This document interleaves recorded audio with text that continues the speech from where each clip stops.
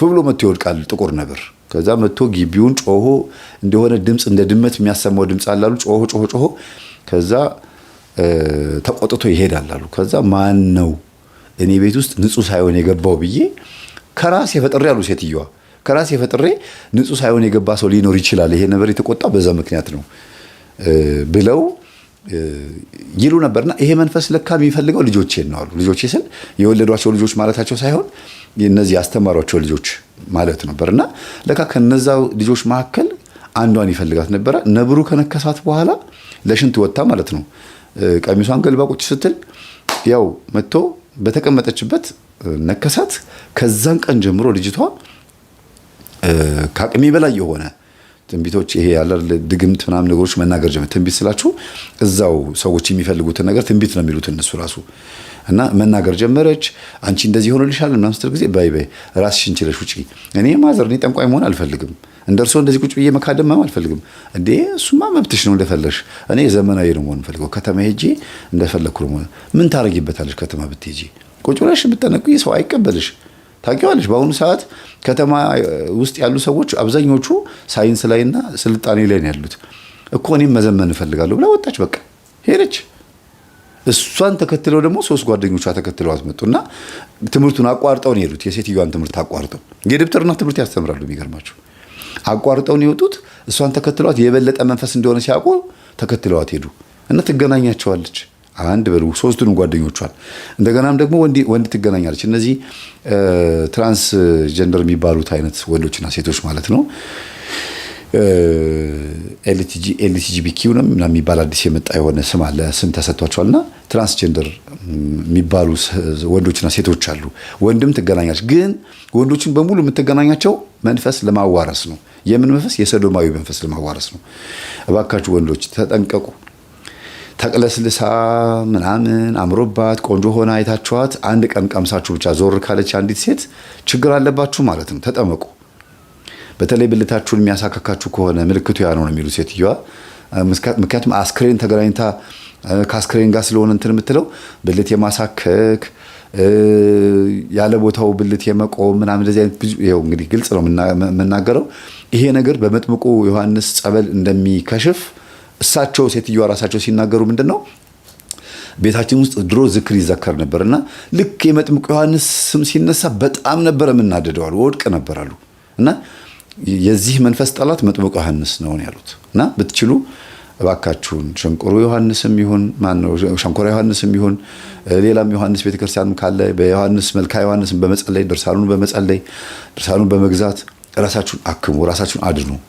መንግስተ ሰማያት ቀርባለችና ንስሐ ግቡ ብሎ የንስሐ ጥምቀት ሲያጠመቀ ሐዋርያ ክርስቶስም ደግሞ ለመጀመሪያ ጊዜ በዚህ ምድር ላይ እንዳንተ ከሴቶች መካከል እንዳንተ የተወለደ የለም ብሎ የመሰከረለት ነብይና ሐዋርያ ነው። የብሉይ ኪዳንና የሐዲስ ኪዳን መካከለኛ ነብይ ነው መጥምቁ ዮሐንስ።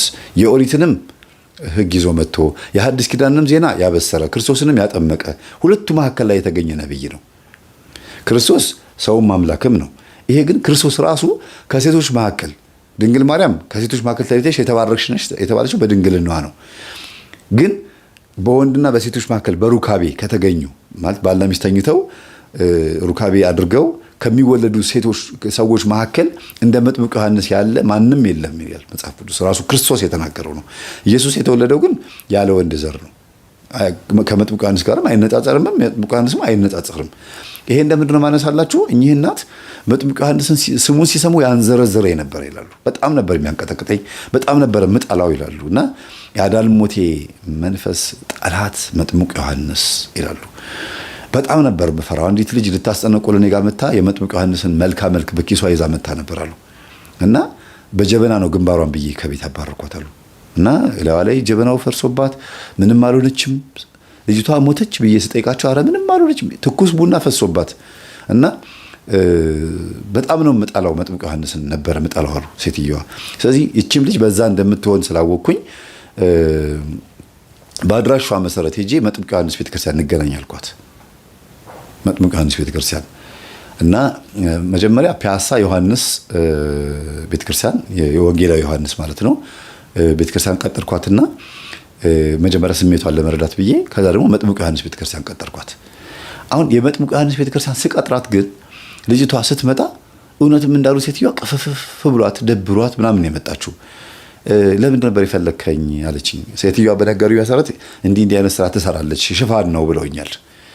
አንዳንድ አይታችሁ ከሆነ አርቲስቶች ምናምን ለዩኒቨርሲቲ ተማሪዎች ለምናምን እንደዚህ ለአንዳንድ ምስኪን ለኮሌጅ ተማሪዎች ምናምን አቅም ለሌላቸው ሞዴስ ምናምን ለሴቶች ዳይፐር ምናምን እንደዚህ እንሰጣለን ምናምን የሚል ፋሽን ሽፋን አለ እርዳታ በሚል ሰበብ እና ልክ እቺ ልጅም እንደዛ ነው የምታረገው። ሽፋን ትሰጣለች። በጣም የሚያናድድ ባህሪዋ ደግሞ ምንድነው ሽፋን እየሰጠች እንደሆነ ሲነቃባት የሌባ አይነ ደረቅ መልሶ ልብ ያደርቅ እንደሚባለው ግግም ድርቅ የምትለው ነገር አላት እና በቃ የልብ ካውያ ሆነችብኝ፣ አደረቀችኝ። በቃ ክውን ያረገችኝ። ኧረ በእናትሽ በቃ ከተባነነበት በኋላ አድርቅ አትበይ ስላት አለችኝ። ምንድን ነው የተባነነው አለች። እኔ ማማ ገሌ ጋር ነበርኩ ስላት ጊዜ ብድግ ብላ ተነሳሉ ስትል ዘበኞቹን ያዟት አልኳቸው። ከነቃ አርገው ያዟት እና ምንድን ነው አሉኝ። አይ ከባድ የሆነ ሚስጥር ይዛ ልትወጣ ነው ያዙልኝና እዚሁ ነው የምንጠይቃት አልኳቸው። የቤተ ክርስቲያኑ ዘበኞች በዚህ አጋጣሚ በጣም ነው የማመሰግናቸው። እግዚአብሔር ያክብርልኝ። በእውነት በጣም ነው እወዳቸዋለሁ ማለት ይቻላል። ምክንያቱም እንደዚህ አይነት ነገር ማለቅም የሴት ደብተራ እንዲ ከቤተ ክርስቲያን በር ላይ ጫማ የሚሰርቁ ዛሬ የተዋረሱ ሴቶች አሰልችተውናል። እንደገና ደግሞ ከሰው ኪስ የሚሰልቡ የሰው ሀብል እንደገና ወንዶችን ባለሀብቶችን እየሄዱ እያጠመዱ በየቤርጎ እጁ ላይ ያለውን የወርቅ ሰዓት አንገቱ ላይ ያለውን ሀብል አካውንቱ ላይ ያለውን ገንዘብ እየዘረፉ ስንት እያደረጉ እኛ ስንት ጉድ እንሰማለን አሉ ዘበኞቹ ራሳቸው። አሁን ደግሞ በገሃድ መጡ ራሳቸው። ይሄን አይደል ታዲያ ምን ፈልገዋል? ከዛ እሺ መምህር ተስፋዬ በቃ በደንብ አወራሃለሁ፣ ለዛሬ ልቀቀኝ፣ ፎቶ አንሳኝ፣ ስልኬን ውሰድ፣ አድራሻዬን ውሰድ፣ ከዛ በኋላ ልቀቀኝ፣ ዛሬ በጣም ደንግጫለሁ፣ ማውራት አልችልም እና ይጣልሃል ውስጥ ያለው አለችኝ። ይጣለኝ ችግር የለውም አልኳት።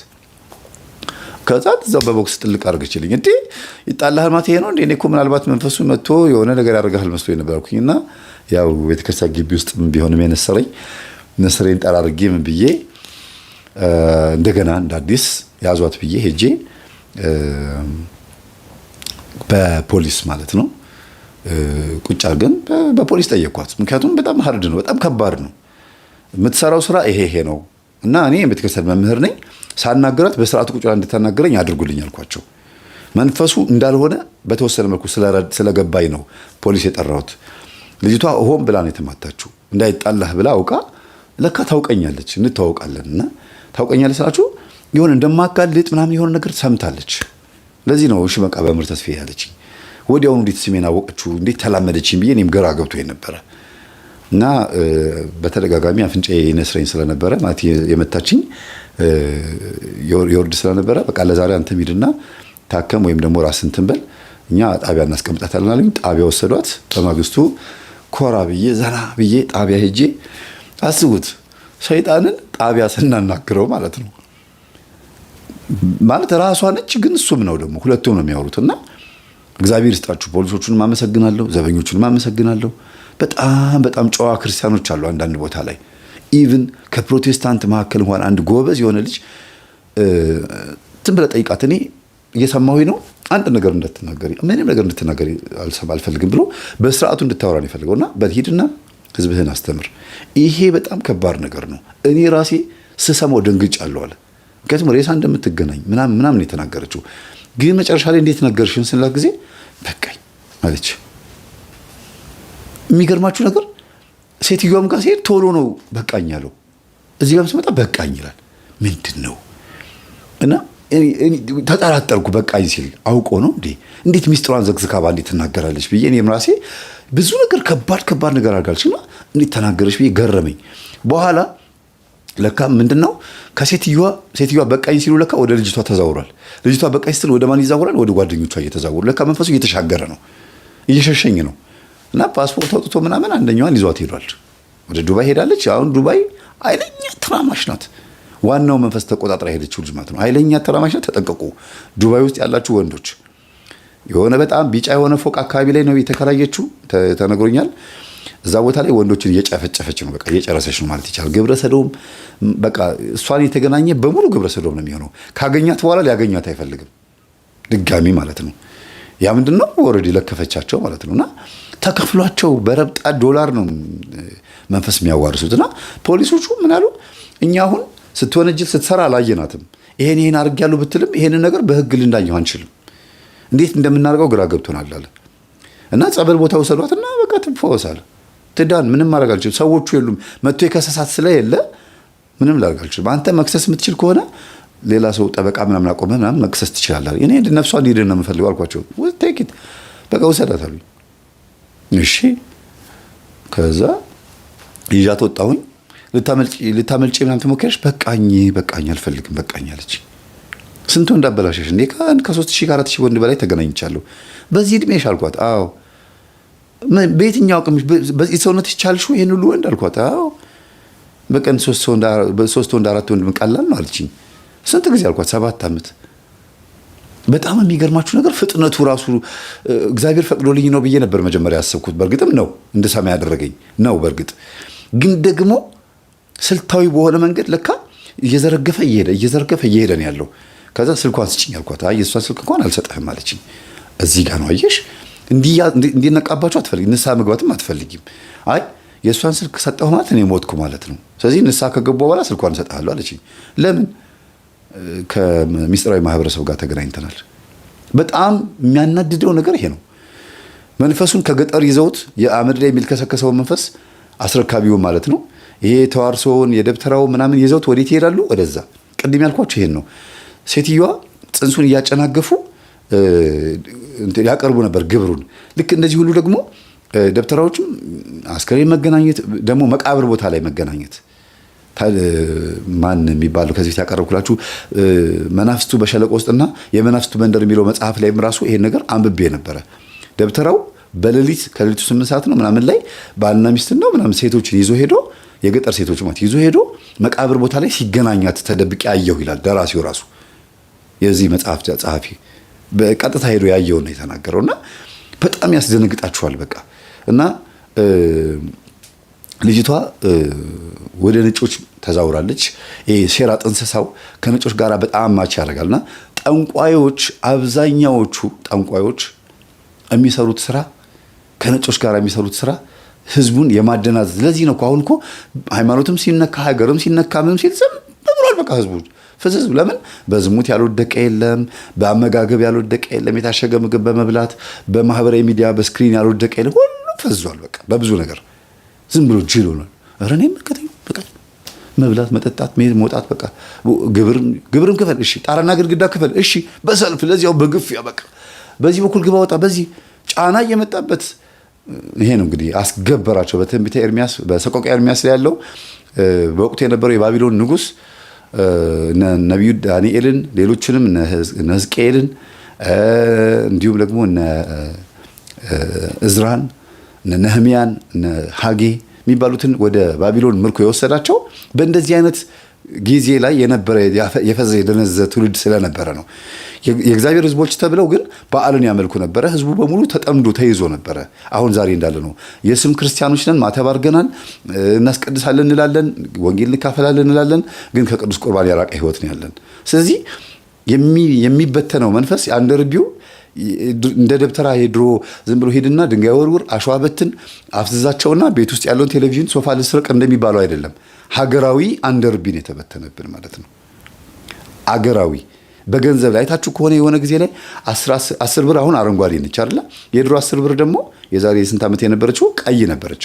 እና ልክ ኢትዮጵያ ላይ የተቀጠቀጠ ነገር አለበት። ብዙ 10 ብር አግኝቼ ነበር እኔ። እንዲያውም ገርሟቸዋል ብዙ ሰዎች ሳሳያቸው፣ እውነትን ነው። ብዙ 10 ብሮች ኢትዮጵያ ካርታዋ ላይ ቅጥቅጥ ያለ የነተበ ነገር አለበት። እስቲ ብሩ ካላችሁ ፎቶ አንስታችሁ በቴሌግራም የላኩልኝ። በእውነት ያጋጠማችሁን ሰዎች ካላችሁ በቴሌግራም ጻፉልኝ፣ በኮሜንትም ጻፉልኝ። እና ሟርት ተደርጎባታል። አንደርቢ ተልኮባታል። ኢትዮጵያ ላይ የሆነ አዚም ነገር ተለቆብናል ብዬ አስባለሁ። በአጠቃላይ ቦምብ ብቻ ፈንጂ ብቻ አለም ከላይ የሚበተነው የሆነ መርዝ የሆነ ዘመናዊ የሆነ አንደርቢ ተለቆብናል ብዬ አስባለሁ። ለዚህ ነው ፍዝዝ ብለን በሁሉ ነገር የወደቅ ነው እንጂ እንዴት ሰው ሆ ብሎ በአፄ ምኒልክ ዘመን እንደነበረ ብድግ ብሎ ተነስቶ መብቱ እንዴት አያስከብርም እንዴ? ሁል ጊዜ በቃ ማለት አድርግ የተባለውን ነገር ለማድረግም ሳይሰስት ለማድረግም ሄዶ የሚገርማችሁ ዳቦ ለመቀበልም ለመግዛትም ሰልፍ በግፊያ ለአውቶቡስም ግፊያ ጣራና ግድግዳ ክፈል ተብሎ ቦሌ ክፍለ ከተማና የካ ክፍለ ከተማ ሄጄ አይቼ በስመ አብ ግፊያው ብትባሉ በቃ ማለት በቃ እንጃ ያስደነግጣል አንዳንድ ጊዜና ለምን ብሎ መብት የሚጠይቅ የለም። በእርግጥ በቃ ክፈል ከተባለ ክፈል ነው፣ ምንም ማድረግ አይቻልም። መንግስት አገዛዝ ነው፣ ክፈል ካለብን እንከፍላለን። ግን ስንከፍል ምክንያታዊ በሆነ መንገድ ደግሞ አጣዳፊ እስከዚህ ቀን ድረስ ተብሎ ለምን እንደምንከፍል እንኳን ሳይነገረን ከዛ ደግሞ ቀነ ገደብ ደግሞ ሁሉ አለው። ከዛ ህዝቡም ዝም መቀበል በቃ ዝም ብሎ መቀበል እና የሆነ አንደርቢ ነገር አለ ብዬ አስባለሁ። ይሄን ለሃይማኖት ስለመሰከረው ነው የመጣ ይምጣ። አትናገር አትመስክር መምርዬ ትንሽ አይ ይሁን ችግር የለውም። ግን ከመናፍስት አንጻር ደግሞ የተደረገብን እንዳለ መናገሩ አይከፋም። ለምስክር ነች አየር ልትቀመጥ እና ወደ ቀደመው ነገር ስንመለስ ልጅቷ አድራሻዋን አልሰጥም ያለችኝ እንድጠራጠር አድርጎኛል። ግን የዱባይ ያለችዋ ልጅ አድራሻ ስጪኝ ብያት በኋላ ላይ ንስሐ ከገባች በኋላ ተቀበልኳት። ንስሐም ስትገባም ፈራኋት። እንዴት ቶሎ ፈጠንሽ? እንዴት ቶሎ ሚስጥርሽን ነገርሽ? እንዴት ንስሐ ገባሽ አልኳት። በቃኝ ነው የምትለው። በቃ ስለዚህ በቃኛ ሲበቃኝስ እኮ እውነት አሁን አንቺ ያ ሁሉ ሴራ ትሰሪ የነበርሽ ልጅ አዎ በቃኝ አልፈልግም። ገንዘቡስ የወሰዱት እኮ ይሄ ሁሉ ያጠራቀምሽው ገንዘብ የለም ወሰዱት እኮ ከአካውንቴ ላይ እንዴት እንደሆነ አላውቅም። እንዴት እንደወሰዱት አላውቅም። የለም በቃ ወስደውታል። አንቺ ሰተሻቸውን አላውቅም። እኔ ራሴ ከአካውንት ወደ አካውንት አስተላልፌላችሁ ይሆን አሁን አላውቅም። ሄደሽ ቼክ አድርጊ እስኪ ስትሄድ አስተላልፋለች። ከአካውንት ወደ አካውንት ወደ ማንነት ወደማይታወቅ ሰው ነው ከተላለፈ በኋላ ገንዘቡ ወጪ ሆኗል። ወጪ ሆኖ ደግሞ ማቴሪያል ተገዝቶበታል ማለት ነው ወጪ ከሆነ። ምክንያቱም ወጪ ሆነ ማለት ወደ ሆኑ ሰዎች አካውንት ገብቷል። ከአካውንት ወደ አካውንት እነዛ ሰዎች ይሄ ገንዘብ ወደ እናንተ የገባው እንዴት ነው? እዚህ ደረጃ ድረስ ሄጄ እኮ አጣርቼ ነው እንዴት ገንዘቡ እንዴት እንደሄደ ሰዎቹ ማን እንደሆኑ ለማጣራት እና እንዴት ወደ እናንተ ገባ ስናቸው ጊዜ የሆኑ ሰዎች መጥተው የሆነ ዕቃ ገዙን አለ። እቃው መናገር ሳልፈለኩ ነው። የሆነ ትልቅ ነገር ገዙን። ስለዚህ ዕቃውን ገዝተውን ከሄዱ በኋላ እኛም ገንዘባችን ተቀበልናሉ። የገዙት ሰዎች አድራሻ ተሰጥቶናላችሁ? አይ አንችልም አሉ። ፖሊስ ይዤ ልመጣ ነው ስላቸው ምንድን ነው ወንጀል ነው እንዲያሉን?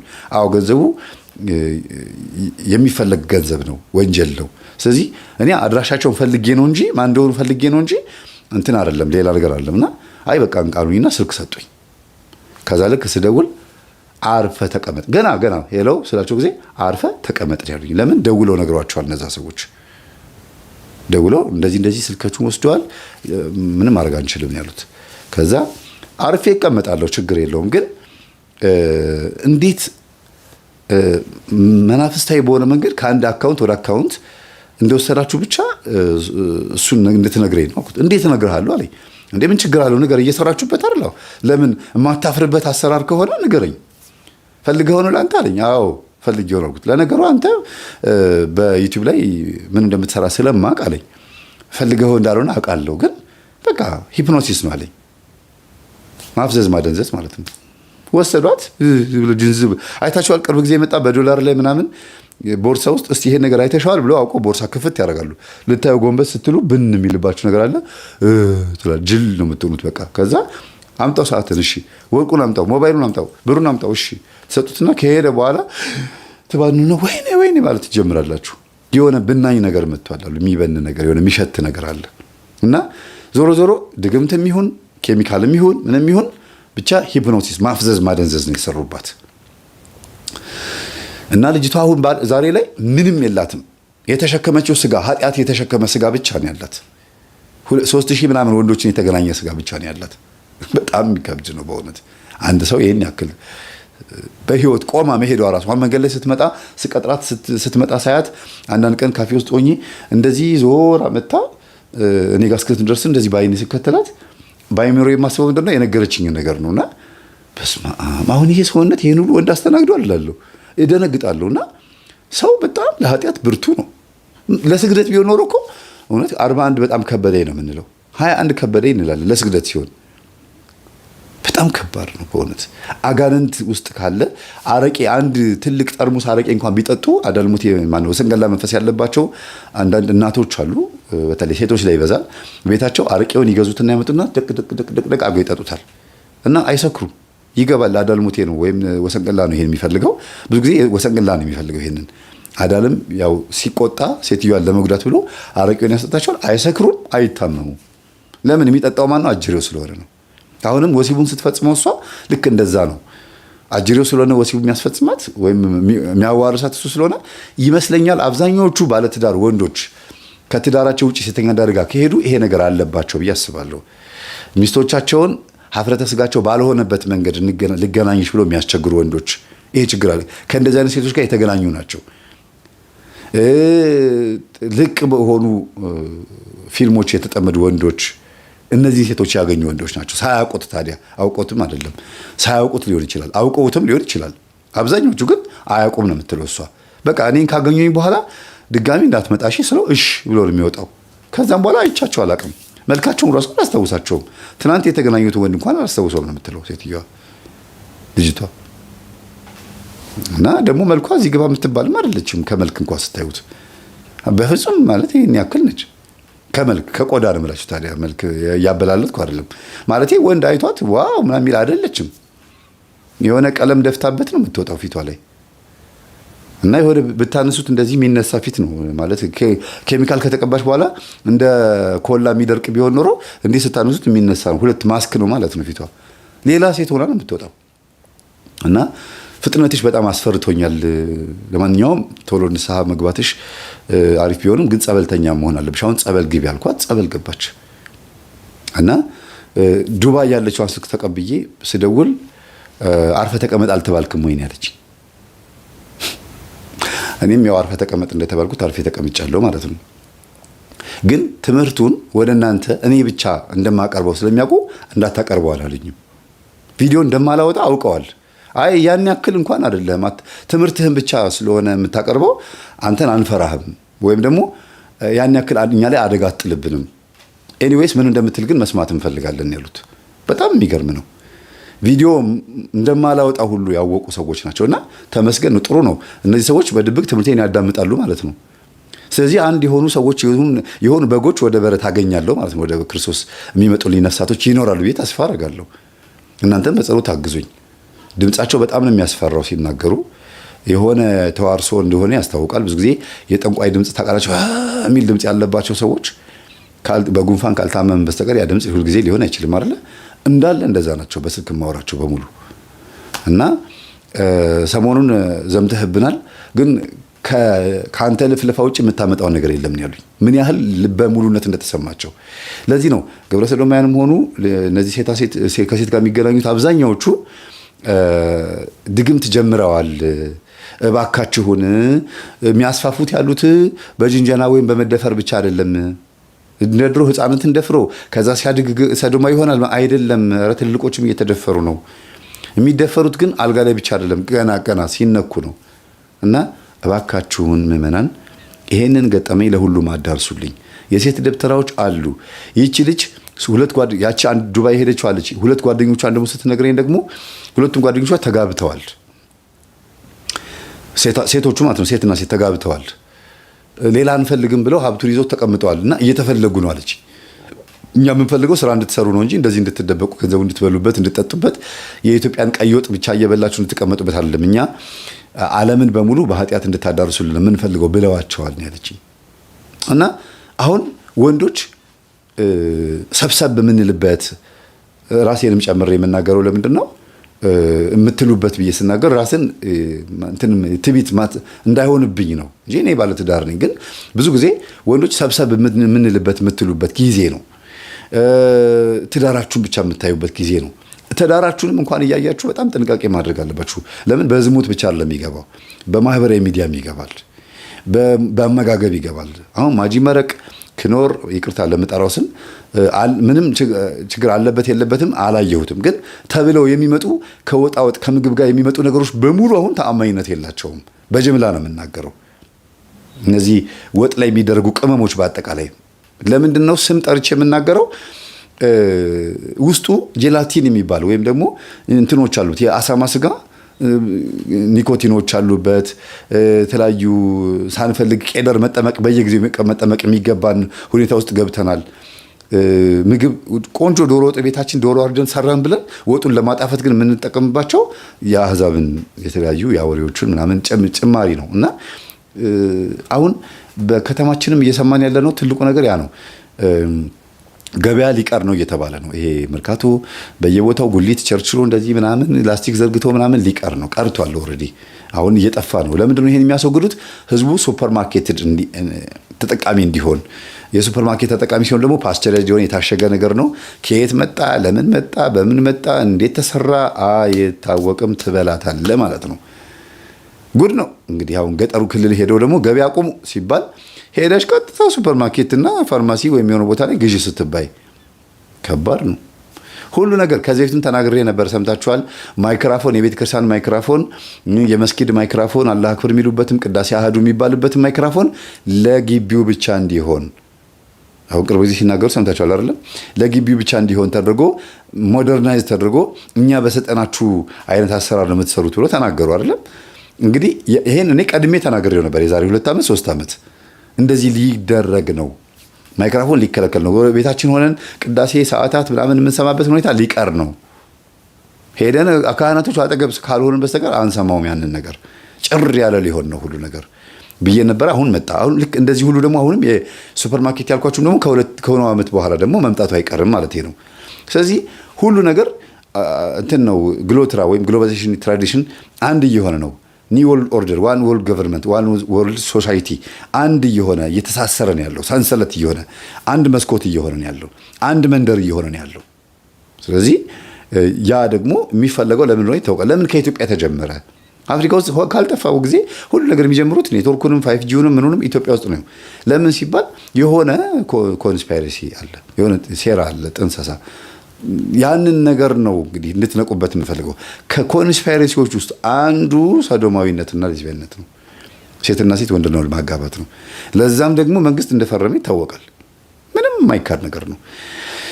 ይህንን ደግሞ ለማስፋፋት ደግሞ የገጠሩ ይሄ በየአመዱ የሚልከሰከሰው ምናምን ቅጠል እየቆረጠ የሚሰጥ የነበረው አጋዥ እንደሆነ ይታወቃል። በቃ ይኸው ዘምኖ እኮ አታዩትም እንዴ? ለእኛ ስሩ እያለ አብሮ ሲሰራ ሂፕኖሲስ ሲያደርግ ሲያበዝ ሲያደነዝዝ። ሆቴል ስትገቡ ጠረጴዛው የሚወለወልበት ጨርቅ ችግር አለበት ይባላል። ለምን እየተመገባችሁ እያለ መጥቶ ጠረጴዛውን ይወለውለዋል።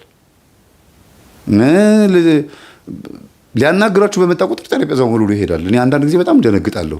ለምንድን ነው አሁን ወልውለው ነበር እኮ ለምን ድጋሚ ተወለውለዋለህ እለዋለሁ። ነው ሁልጊዜ ይሄ የቤቱ ህግ ነው ስለው አይ በቃ ልማድ ሆኖብኝ ነው ይለኛል። እሱም አያውቅም፣ ላያውቅ ይችላል ይሄን ነገር። ግን ፎጣዎቹ ተሰብስበው ደግሞ ይደገምባቸዋል ማለት ነው። በጣም ከባድ እኮ ነው። የማትገምቱት የማታስቡት ነገር ነው። የአንድ ሆቴል ደንበኛ መሆን በጣም ከባድ ነው በአሁኑ ሰዓት። እንደው ወዛም ዘም ማለት ይሻላል አንዳንድ ጊዜ። በጣም ደንበኛ ስትሆኑ ምግቡ ጣፍጧችሁ ነው ሊባል ይችላል። ጥሩ ነው፣ አሪፍ አድርገው ሰርተው ሊሆን ይችላል።